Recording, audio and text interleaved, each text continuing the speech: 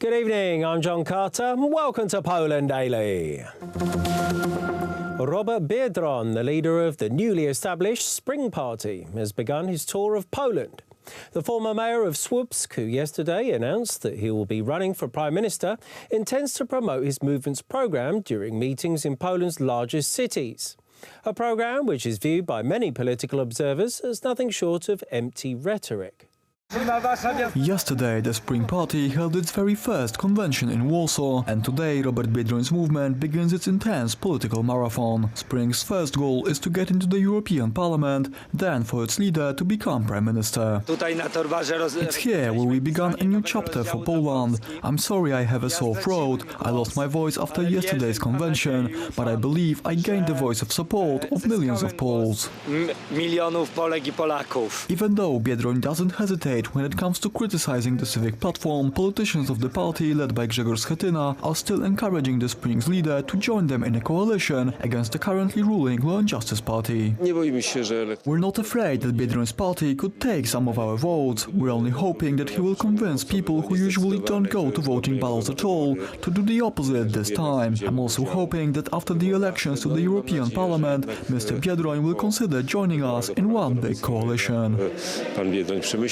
Following the grand inauguration of the Spring Party, many people wonder how they managed to acquire the necessary funds. The question is whether they got their funds from the subsidy of Janusz Palikot's party. Although Palikot's party itself didn't reach the electoral threshold of 5%, his political bloc, Green, got 8%. Because of that, Palikot received 2.8 million zloty a year from the subsidy. If the Spring Party took some of that money, then we're looking at a case of violating the regulations concerning the financing of political groups. However, Spring's leader says he has nothing to do with Janusz Palikot and that his party was financed with ordinary citizens' contributions. Don't hold on to the thought that we were financed by Soros or Palikot or anyone else. We got our funds from ordinary Nowaks and Kowalskis, who gave us many small but important contributions of 5, 50 or 100 zloty, and we managed to get enough. I know it may seem unusual because the Law and Justice and the civic platform could never count on such support, but we could and we did, and it was a success. Abortion rights up to 12 weeks of pregnancy, shutting down coal mines until the year 2035, putting taxes on Catholic Church collection boxes, or setting the minimal level of retirement pensions at 1,600 zloty are a few of the main postulates of Robert Biedroń. According to the Law and Justice MEP Zbigniew Kuźmiuk, these promises are impossible to keep. First of all, they made some really populist promises, which they followed with some quite controversial ideologically. The first real test for the Spring Party will be the European Parliament elections. After that, we will know more of Robert Biedroń's chances in the autumn race for the Prime Minister's seat. The President of the European Council, Donald Tusk, has once again criticised the Polish government. This time, he has accused the ruling Law and Justice Party of spreading lies via state media. In a tweet, he also encouraged Poles to protest against the alleged practice. Meanwhile, government representatives have reminded Tusk that he promised not to use his position as President of the European Council as a tool for meddling in Polish internal politics. Donald Tusk stated that the Polish government is spreading lies and paying for it with public money. The President of the European Council is also encouraging people to protest against this practice. Politicians from the ruling Law and Justice Party and the Cookies 15 movement can't believe that Tusk decided on offering such a tweet, especially right now when protests in front of the headquarters of the public television channel TVP have intensified to such a degree that one of its journalists, Magdalena Ogórek, was attacked when trying to get to her car.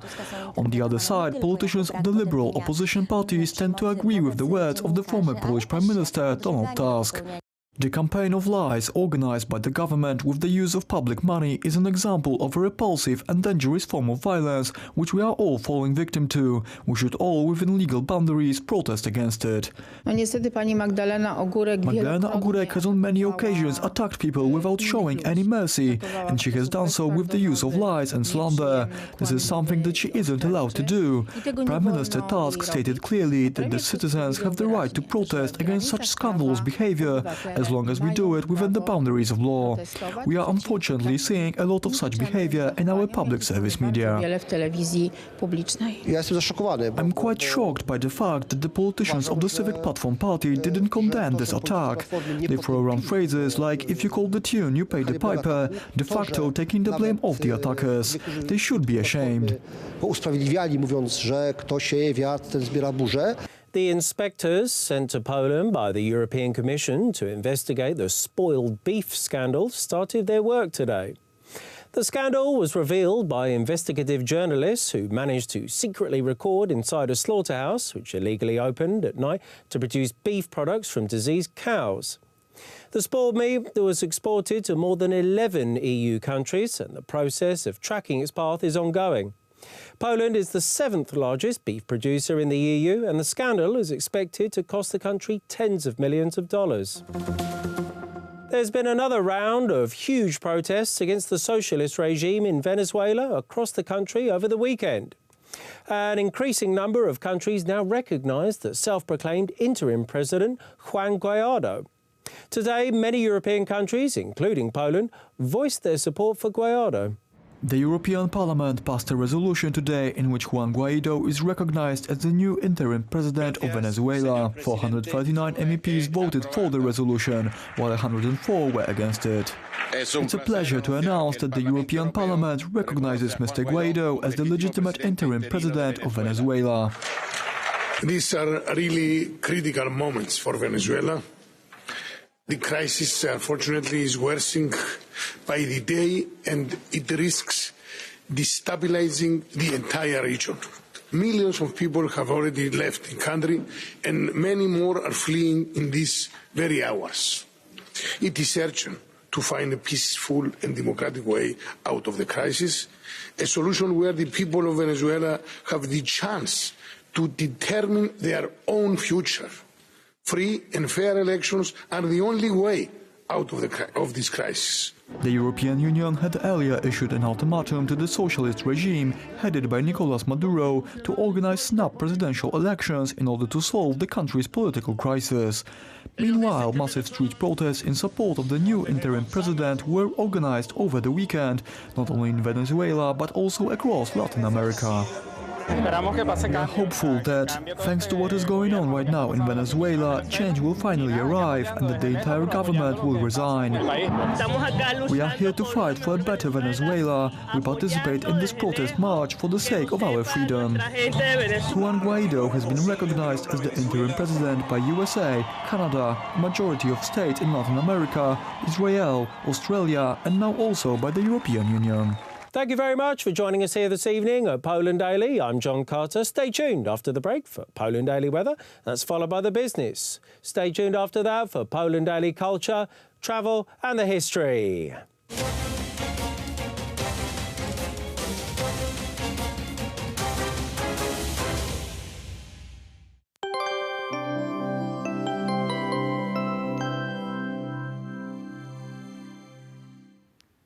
I'm Aleksandra Zarzycka and welcome to Poland Daily Weather. Let's see the forecast for tonight. In most regions, snow will appear. The temperatures ranging from -3 degrees in Zielona Góra to 2 degrees in Rzeszów. More clouds is expected around Szczecin and Koszalin. Let's see the forecast for tomorrow. Snow will appear on the northwest. Temperatures ranging from 0 degree in Olsztyn to 4 degrees in Kraków. Gusty wind is expected around the Poland. Let's check the weather for the next days. On Wednesday, pressure will grow up. Temperatures range from 1 to 3 degrees. On Thursday, more sun will appear. We will see 3 degrees in the south and in central Poland. On Friday, snow is expected in central and northeastern Poland. In other regions, a lot of sun will appear. Thank you for watching and goodbye.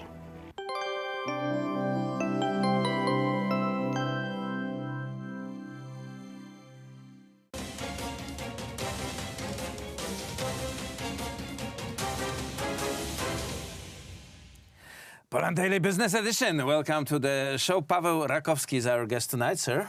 Bonjour. We will talk about the Middle East and in light of the Middle Eastern Conference that's in 2 weeks here in Warsaw. What was the reaction of people say, in Lebanon when they learned that this conference will happen here in Warsaw? Well, first of all, the Iranian media made kind of little bit of remembrance of the Polish-Iranian relations, like that we had 500 years of the common relations, ally against the Ottoman Turks, and furthermore, we had the Iranians like try to show us that, remember us in Poland, that they took the refugees from the Soviet Union, about 140,000, mostly starved people which came from the gulags. The Middle Eastern commentaries about that event, it's like rather negative. I mean, it's not so polite that Iran is going to be discussed about, but it's not invited. So it's like so the commentaries are rather negative. Of course. On one side, there is a kind of difference between the Europeans, the European countries, which are looking forward to make a business with Iran, and they try to omit the sanctions, and on the other hand, there's United States and its allies, which are looking for some kind of to make a pressure for Tehran regime. Nobody knows if it's going to be successful or not, but yeah, these are the major commentaries about the conference. On one hand, we hear about the Iranian forces present in Syria, for example, on the global or regional ambition of this country. On another, we hear about the discontent in Iran regarding the current regime? The current regime is going to celebrate 40th anniversary, so they are kind of preparation. Yeah, first of all, there's a big diversity in Iran. I mean, there's like intelligentsia and the youth people of the cities, which are kind of disappointed about the regime. They are westernized, yeah, and they're looking forward, to live more liberal, and they see this regime as old-fashioned and not successful.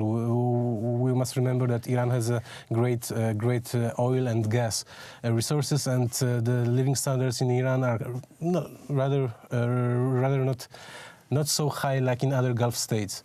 And there are kind of the regime gets support mostly from the villages and from the more conservative areas, which yes, they are supporting it, and therefore, they are the biggest targets. And we can't forget one thing, that in Iran it's like 3,000 years of history, and most Iranians they scream like there is no Gaza, no Lebanon, our life is in Iran. Yeah, so they oppose supporting the Hezbollah or Hamas in. That's in terms of, you are referring to the expenses, because the Iran is funding the organization in Lebanon, in Syria. They estimate that Hezbollah gets from $200 up to $1 million a year. $1 billion. $1 billion annually. So yeah, it's a lot of money which disappears from Iran, and Iran is, as I mentioned, it's a poor country. Although it achieved a lot, but still they are more needed. And we can't forget one thing, that Persians and Arabs they rather dislike each other. They have a big reason for that, historical reasons. And I remember when I was in Iran, people told me that, we have nothing against America, we have nothing against Israel, but Arab countries, this is the biggest problem. So yeah, in Iran it's like that. On the other hand, we must remember that although many people do not support the Ayatollah regime, but they are proud of their country. So just one bomb and on Tehran or any other, and it's finished. And like the Iranian pride, which is something respectable, it's going to, the leadership going to get more and more support. Okay, how it looks from the Israeli perspective? Is the Iran arch enemy? Well, it's definitely yes, but let's consider several facts. I mean, of course, Israel is worried about the Iranian nuclear program, which itself started. I mean, in the 60s, in the 70s, were very good relations between Israel and Iran, and it's not a secret that Israel helped to start the establishment of the nuclear program. This nuclear problem was halted by Ayatollah Khomeini, who said that it's haram, it's wrong according to Islam. And in the 90s, the nuclear program started again because of the disbalance in the global politics. Yeah, before it was Soviet Union and United States. In the 90s, it was total dominance of the United States, which, as we remember, there are many deals and humiliations from the Iranian hands, like the Beirut bombing, the hostages in Tehran. It is kind of a humiliation which both Iranians and Americans remember. But yeah, this is one thing. The other thing is that, on the other hand, it's rather doubtful that Iran will ever use the nuclear weapon against Israel. Why? Because Israel is on the so-called by the Muslim Palestinian land, which is Waqf, which is holy towards to the Islam. Whole of this is holy, so they cannot bomb the holy place for them. So therefore Israel it's secure. But yes, Iran is supporting the terror organizations like Hamas, and Hezbollah. It's like the biggest arch enemy of Israel, and the only one force which can damage Israel army and Israel reputation inside Israel.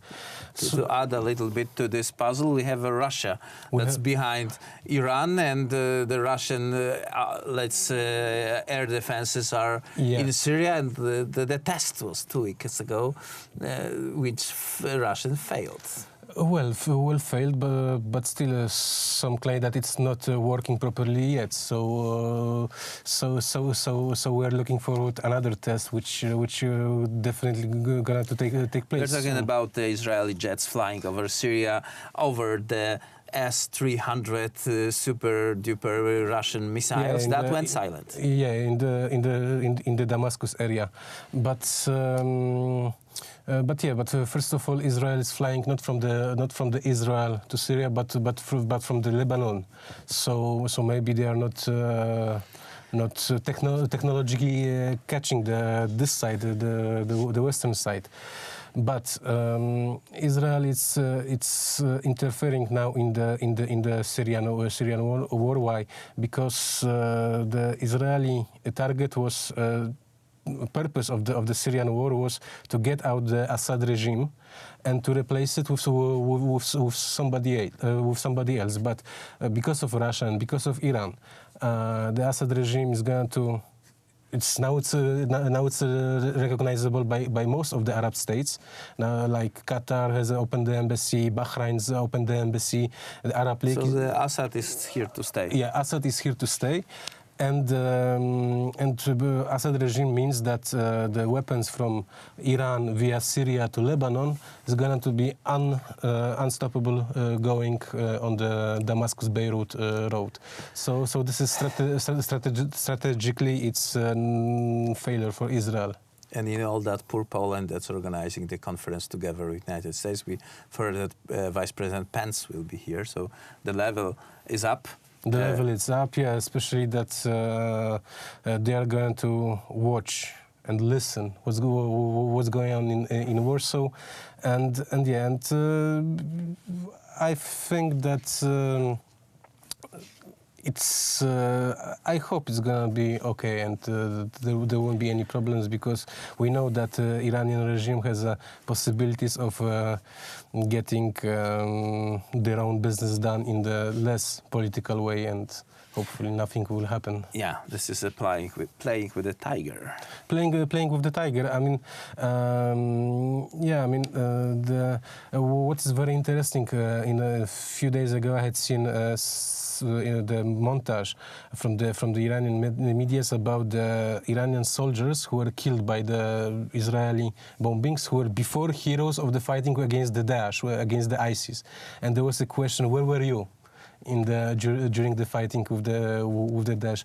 It is very interesting how they are putting up this problem in this way, and it has viewers, and it has some very statements. Interesting times in front of us. Paweł Rakowski, thank you very much for this insight, and hopefully there will be more of you in our broadcast to tell a little bit more stories about this difficult Middle Eastern puzzle.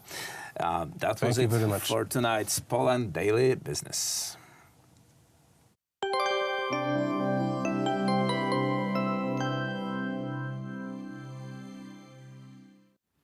I'm Aleksandra Zarzycka, and welcome back to Poland Daily Weather. Let's see the forecast for tomorrow. Snow will appear on the northwest. Temperatures ranging from 0 in Olsztyn to 4 in Kraków. Gusty wind is expected across the Poland. Let's see the forecast for our continent. In northern and eastern Europe, we will expect snowfall. There our temperatures will drop. The lowest temperatures -2 degrees in Oslo. In Central Europe, temperatures range about 1 to 4 degrees. The hottest capital city in Europe will be Athens and Ankara, with 16 degrees. A lot of sun will appear on the whole Iberian Peninsula. Goodbye and have a nice evening.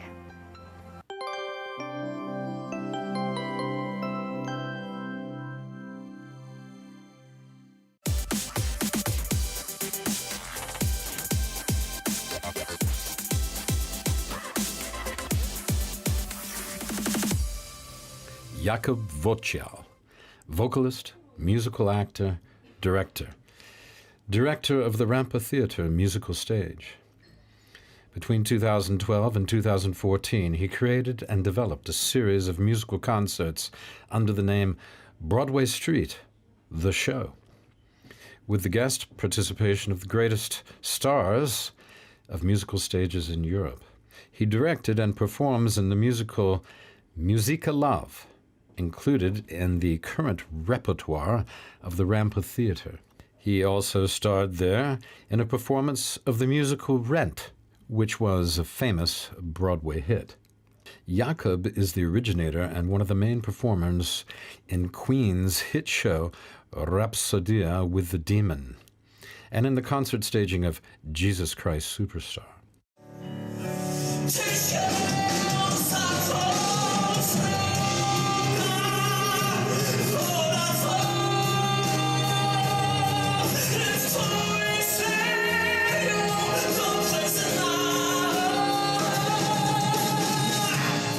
For his performance as Jesus, he was awarded the Best Musical Vocalist of the Year 2018. Jakub also starred in the Rampa Theatre production of Women on the Verge of a Nervous Breakdown, based on the film by Pedro Almodovar. The latest production is equally ambitious. It's called Twist and Shout, based on hits by the Beatles. Jakub plays the role of Sergeant Pepper. Hello and welcome to Poland Daily Culture. Today our guest is Jakub Wocial, who is a musical singer and actor as well as a creative director of the theatre Rampa in Warsaw. Hello Jakub, welcome. Hello and thanks for having me. So yes, just to sum up, I would like to ask you about your current and future projects. If you could tell us something maybe. We are about to revive the Jesus Christ Superstar rock opera at Rampa Theatre, and then right after Easter we go to Berlin with this production to premiere it, to open the show in Admiralspalast in Berlin, which I'm really happy about. And we are going to give 8 shows, a whole week of Jesus Christ Superstar. I'm blown away by this, by those thoughts that it's going to happen, and it's also 50th anniversary of the production, not of the production, of the title in the world. So I think we are going to be happy that Polish company of this title is going to appear on the German stage and present this production. And yeah, there are also few concerts which I'm going to produce and bring to life in Poland. I also, beside Rampa, I run my company, which is doing pretty much. So yeah, I just hope I find time for all of that, because it takes a lot of effort and a lot of how to say, energy, but And passion as well. passion will never finish. In my head, it will always stay on the same level. I just love. I'm a fan of musical theater. I'm a fan of what I'm doing, and I'm so thankful that I can do that for a living. Part of the interview. Jakub Wocial debuted on the professional stage in the year 2005 at the Roma Musical Theatre in Warsaw. He played the role of Herbert from the musical Dance of the Vampires, based on The Revenge of the Vampire Killers, a film by Roman Polanski. Until 2011, he performed in the German version of this show in the Theater des Westens in Berlin and in the Metronome Theater in Oberhausen. He also performed regularly in Rebecca at the Palladium Theater in Stuttgart. In 2006, he recorded the album Dance of the Vampires. 2 years later, it earned a platinum record. He also performed at the Podlasie Opera and in the Philharmonic in the musical The Phantom of the Opera. And in 2014, he directed the musical Beautiful Cellist on the stage of the Music Theatre in Katowice. That musical is based on the music of the popular band Skaldove. My last question, what is your favorite song? Do you have one, or a song that inspires you? I think well, Maybe it's one of your songs. I think I sang everything I was dreaming about. That's pretty strange to say, but that's the truth. Also, what would be the example? Well, my favorite song so far is the She Used to Be Mine. It's the song written by Sarah Bareilles for a musical Waitress, which is currently running on Broadway, and they are about to open it in London, I think, next month.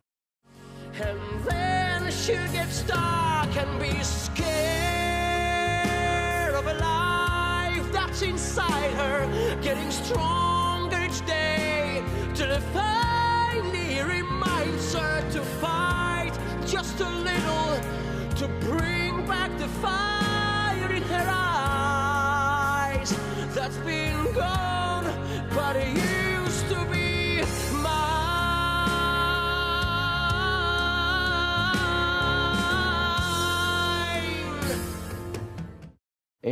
It's amazing song. I think everybody should listen to it. It's simple, with a beautiful lyrics and a beautiful message, and the melody is just amazing. The song is also, it's a female song actually, but it is so beautiful that I worked on that, and the song She Used to Be Mine is also on my CD. I think it's probably one of the best songs I used to sing. Mm-hmm. Beside all of the shows I have done, and beside all of the beautiful songs, also Bring Him Home from Les Miserables and Gethsemane from Jesus Christ, those are like big hits, but She Used to Be Mine is, I think, is a new generation of musical theater. It's more poppy and simple, and I think that's the thing which makes it work. Mm-hmm. It's simple. It's about life and about personality and people and relations. Memories. Yeah.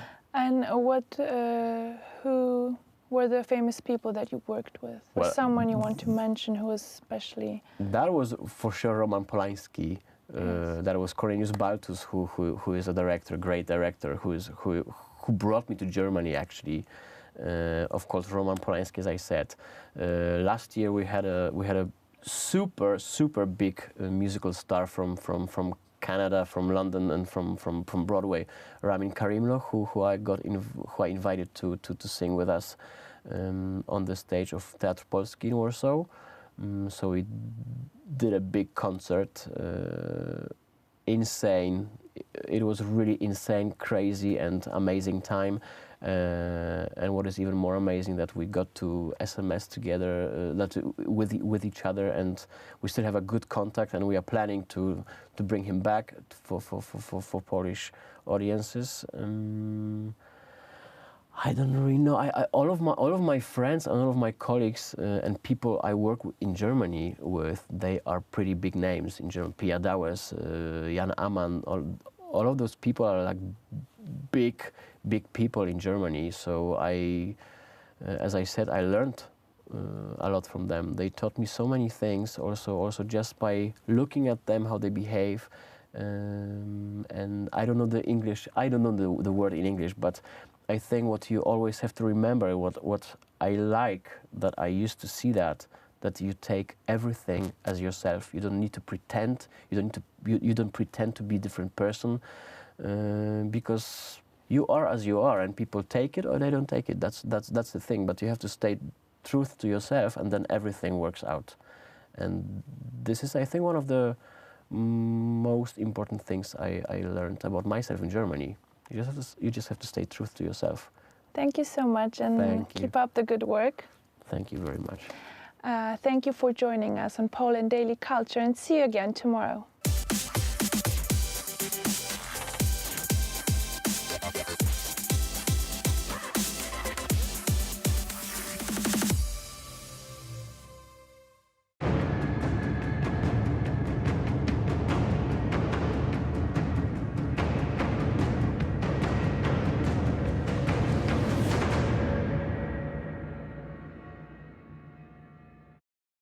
Ladies and gentlemen, welcome to Poland Daily History. Today we are at the Warsaw Citadel, a structure built by the Russians in the 1830s and later on used as a prison for political dissidents and fighters of the January Uprising of 1863 to 1864. Some of the prisoners held here would later on become prominent figures in Polish politics, while others were executed or sent to Siberia after imprisonment.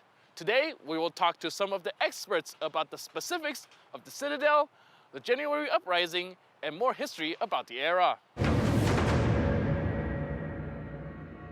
Today, we dive deeper into the intricate details about the January Uprising. And I was wondering if you can tell me about the Polish political scene at the time. What are the factions and what do they look like? Pierwsze ugrupowania opozycyjne, tajne wobec polityki rosyjskiej. The first secret group formed in opposition to the Russians was created in the year 1857, so 2 years after Tsar Nicholas I died. This was the so-called Związek Trojnicki, which loosely translates to an association established by free people. One of the founders was Leon Głowacki, brother of the famous Polish writer Bolesław Prus. In the beginning, the association was a university club, founded at the University of Kiev, but the emissaries of this club quickly spread to other universities, like the University of Tartu or the Medical Surgical Academy of Warsaw. Although this was the first anti-Russian movement, it was not the most important one. In 1860, after the funeral of Katarzyna Antonina Sowińska, widow of one of the greatest heroes of the November Uprising, political movement started, which led to the creation of two groups. These two groups were the so-called Whites and Reds. The Reds, however, are not to be linked with communists. The colors represented the ways in which the groups wanted to achieve freedom. White was the color of hope for the future independence, while red indicated the urge of fighting for freedom with one's own blood. Generally, the Whites were in favor of an uprising, but it had to be well prepared. They called for the establishment of confidential diplomatic ties with France and Italy. They counted on the help of Giuseppe Garibaldi. Odniesie się do sprawy polskiej. Tutaj miano na myśli to, że Napoleon I przecież chciał przywrócić państwo polskie w roku 1812. Liczono, że jego bratanek postąpi podobnie. The Whites also hoped that France, ruled by Napoleon III, will help them, seeing as almost half a century earlier his uncle Napoleon Bonaparte sought to create a Polish state. They also wanted to buy great amounts of weaponry and train their people. This was not to be an unprepared attempt at an uprising. On the other hand, the Reds wanted to take advantage of the weakness of Russia, which was especially visible after the lost Crimean War. Additionally, by 1860, Russians did not have a big military presence in the former Polish territories. They did not have many army bases established, so it was thought that some officers could be bribed. Some Poles also served in the Russian army, the most famous of whom was Jarosław Dąbrowski, who was considered to be the architect of the subsequent January Uprising. Późniejszego powstania styczniowego to byli czerwoni. Czerwoni, którzy uważali, że powstanie powinno wybuchnąć jak najszybciej, gorąco. These were the Reds. They believed that the uprising must come quickly. They were hot-blooded, and they expected that a mass uprising will be supported by many. These were the two main groups, but there were also the millionaires. They were also in favor of the uprising, but far in the future, maybe in the next generation or the one after that. The pejorative name of their group implied they wanted to push the stride for independence by 1,000 years. The Whites and the Reds agreed that they could not wait that long. Tyle czekać. I z tym się zgadzali zarówno biali, jak i czerwoni. Once the uprising started, can you tell me how the whites and reds cooperated to carry out the whole thing? Biali i czerwoni w zasadzie nie kooperowali ze sobą. The Whites and the Reds essentially did not cooperate, even though both groups wanted the uprising to be a success. It were the Reds that brought about the uprising. They executed the November night between the 29th and 30th of November.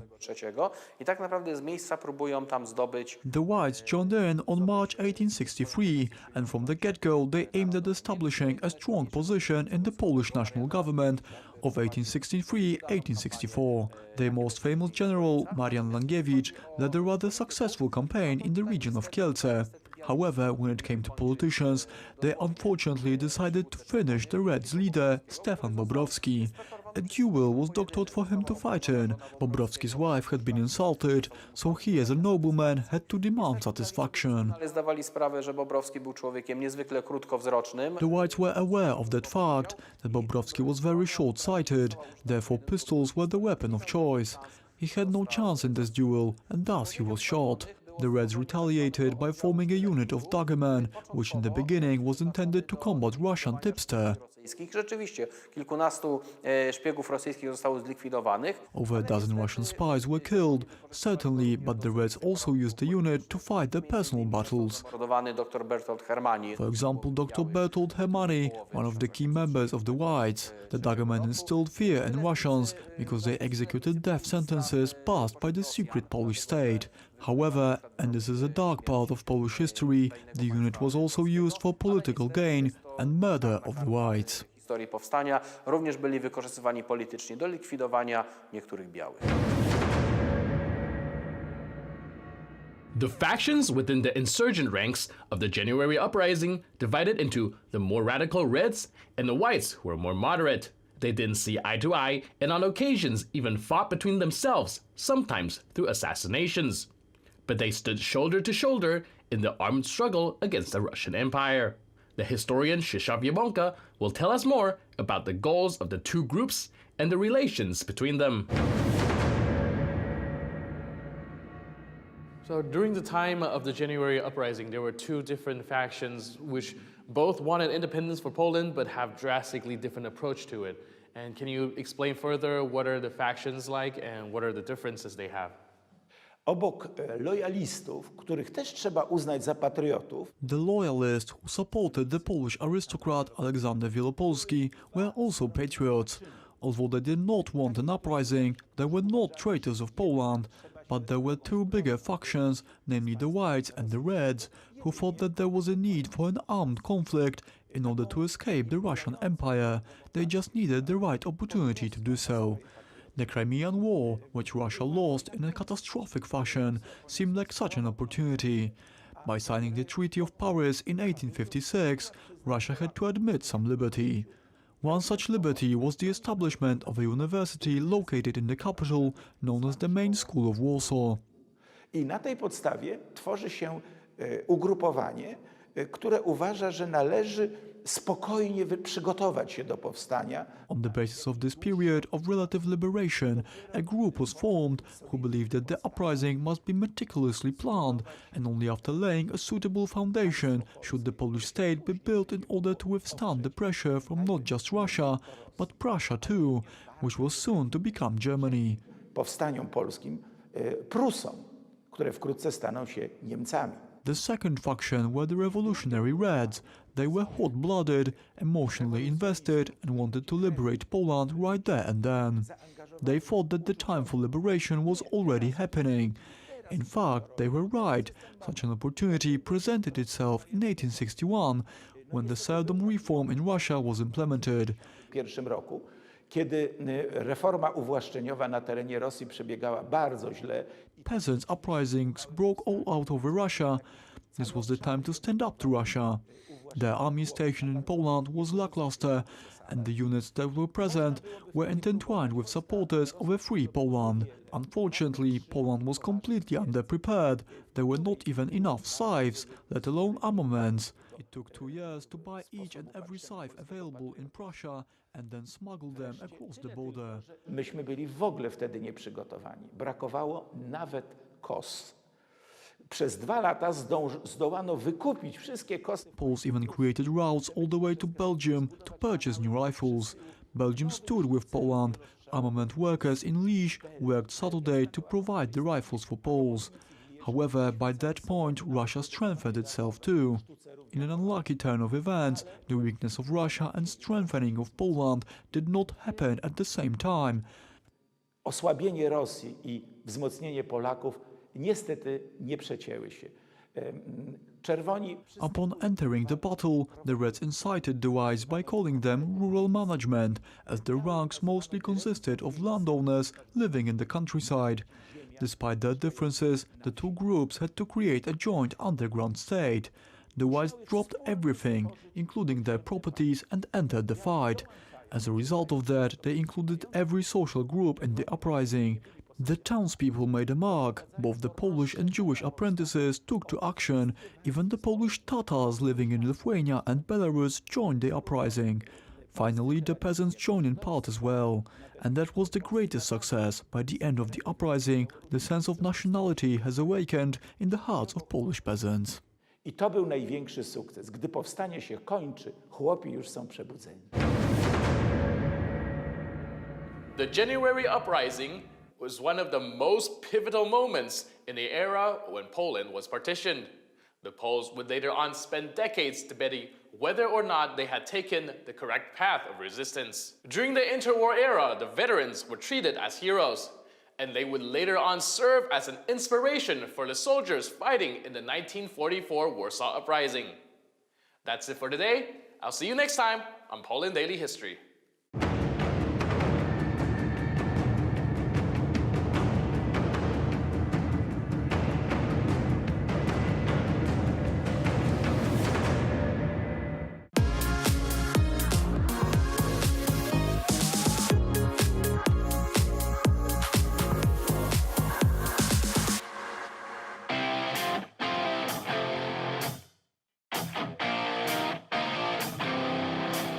Poland Daily Travel. We're here in the forest, and I'm not lost because I know exactly where I am.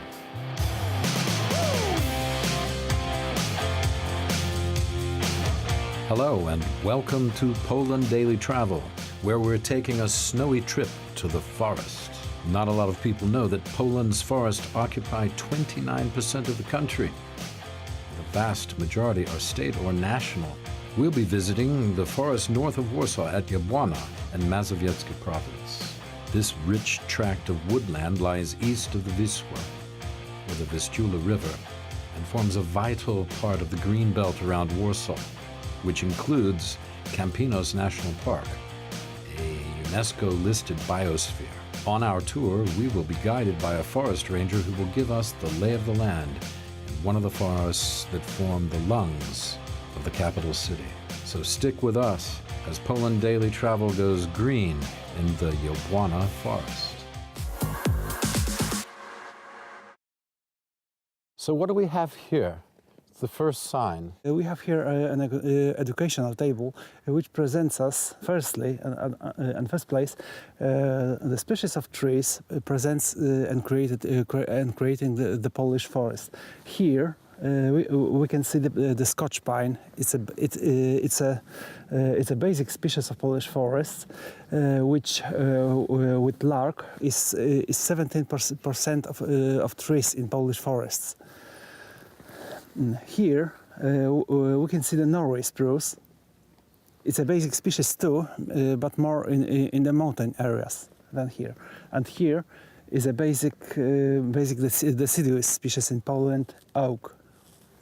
Here we can see the organisms, plants, insects, and animals living in specific story. Forest is something multi-story. Here we can see the organism which live in the crowns of crowns of trees. For example, squirrel, woodpecker, hawk, and here we can see butterflies, night butterflies, presents here. Here and there, we can see this, we can see the animals and plants that lives lower in a layer of scrubs, bushes. Here we can see, for example, marten, carnivorous species. Here we can see teats, ground teat and blue teat, and here 3 species of butterfly. This is protected by law. Here we can see lower layer of the forest, created by herbs, by moss, and by grass. Here we can see the very beautiful plant, lily of the valley. Numerous here. Some example of moss, and here we can see examples of mushroom. It's a poison. It's edible. And here we can see hedgehog, lizard without legs, and 2 species of snakes present in Poland. What about the snakes? What kind of snakes are they? Snakes are scary. It's a viper. What does a viper do? It's venom. It's unique. It can kill you. No. Can't kill you. It's not very dangerous. It's not dangerous. No, it's not very dangerous. It can kill small children, small child. Or oh, right. Okay. So it's serious for children. Or someone seriously ill or weak, very weak. So so be careful in the forest. Yeah. If you see that. What about the one next to it? That is not a viper? No, it's not viper. It's not poison. It's not poisonous species. We can distinguish each other. This has a yellow spot on his head. 2 yellow spots on his head. Wow. And it doesn't. Have you seen actually a viper here? Have you ever seen one in the forest? I've seen both of them. In the forest, in the wild, not captured. No, You've just not seen captured. them walking on. So what do you do when you see the viper? What do you do? Don't touch her. Don't generally. If you spot the viper, stay away. Don't touch it. Yeah. Viper never attacked. It never attacked. Never attacked first. Only if you step on it or something. Only like if you step on her. Yeah. On it. Very interesting. I did not know that. What about here?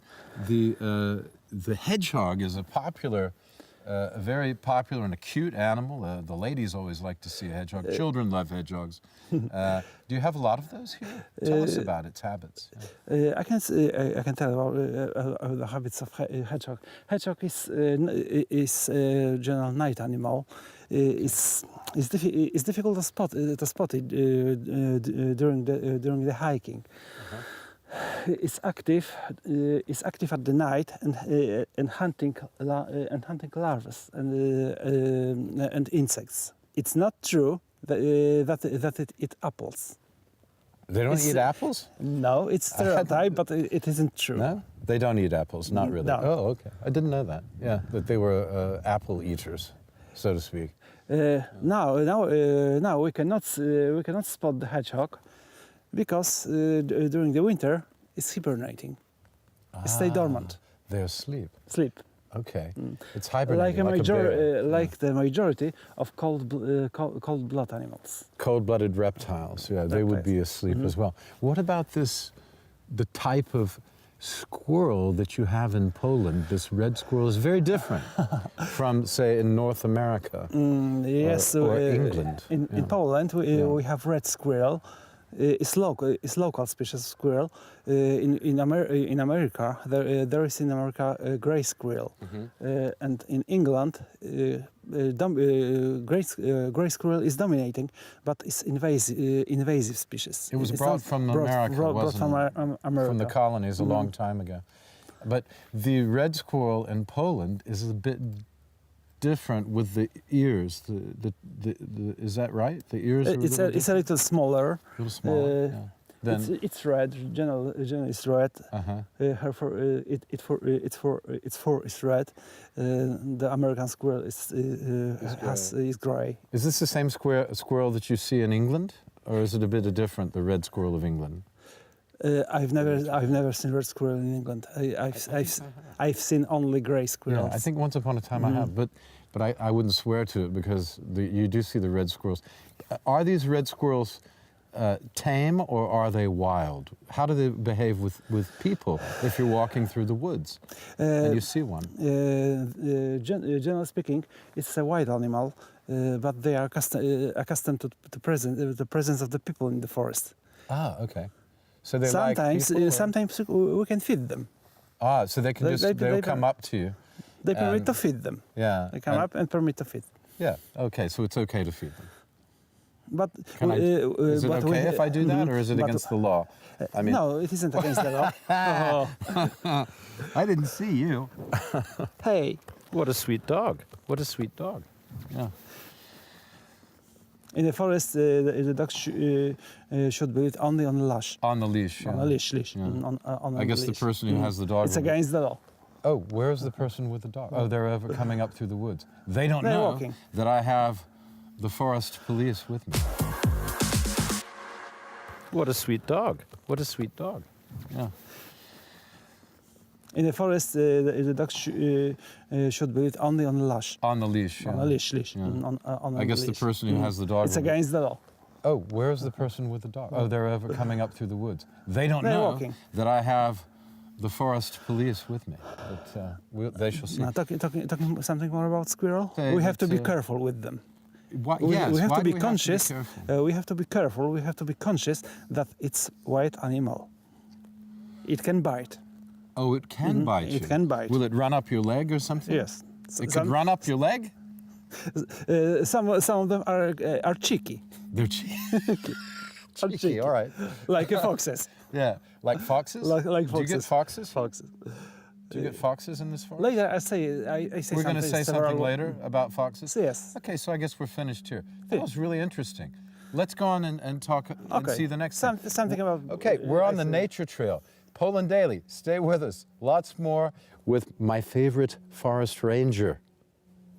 See you in a minute. I have to improvise. Yeah, it's very good, actually. I'm enjoying it.